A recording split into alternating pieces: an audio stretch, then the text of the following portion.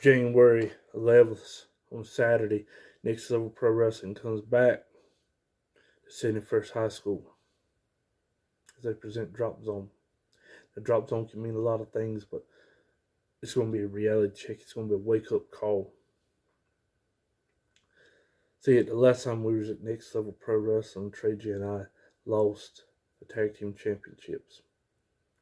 And we've been kind of floating in the wind in our thoughts since then. And I had to realize just because the bark gets knocked off the tree doesn't mean it's not that tree anymore. I decided to step back the last couple of weeks and reflect. And the words soft come to me. I was reminded that this table called pro wrestling, I've allowed a lot of stuff to pass.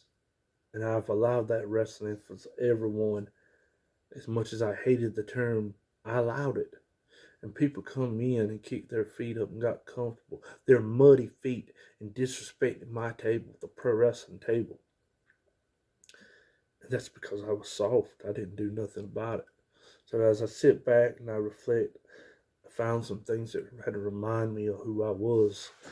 This hat right here, well over 100 years old, it belonged to one of my grandfathers. He was a gangster. He was a hustler. He fought through the Great Depression and bought a farm, and at 50 years old, he decided that's when he's going to start slowing down, get married, and raise a family.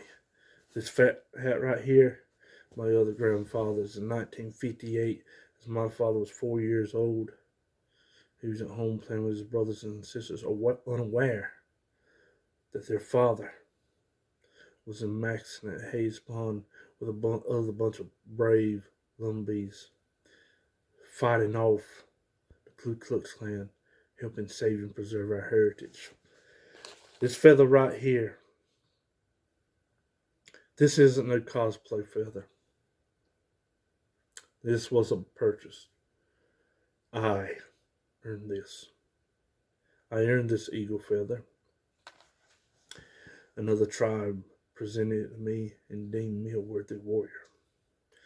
See this cowboy hat? I know a lot of people watch Yellowstone and they come from their Ivy League colleges and they fold up their sweater vests and fold up their pleated khaki pants and think, gee golly, I'm a Dutton now. Now I was raised on a farm and I was shaped by the streets. As a small child, my grandfather put me toe-to-toe with a bull and told me he'd bring it in the stable. And I was more afraid of my grandfather than I was that bull.